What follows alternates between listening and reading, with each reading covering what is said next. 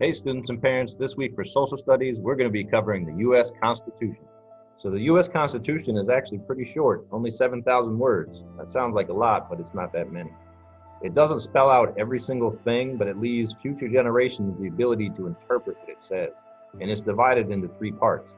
The first part is the preamble, and that's what we covered last week in the Bill of Rights. Then we have 7 articles and 27 amendments. So the major principles of the Constitution are written here. This is popular sovereignty, republicanism, limited government, federalism, separation of powers, checks and balances, and individual rights. So popular sovereignty is a major part of the U.S. Constitution.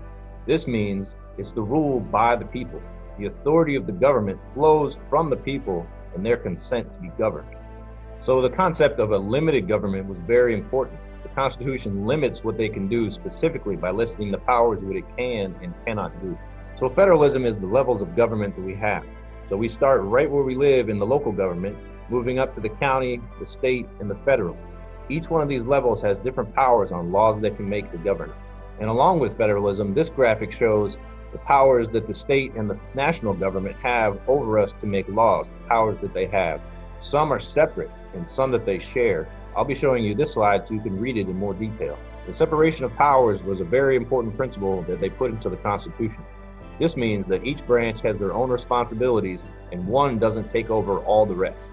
And here are the 3 branches of government. The legislative, which consists of the House of Representatives and the Senate, the White House executive branch, which is the president and vice president, and the judicial branch, which is the Supreme Court. So along with these 3 branches, they have checks and balances, again, to make sure that one of the areas of government doesn't take over all the rest.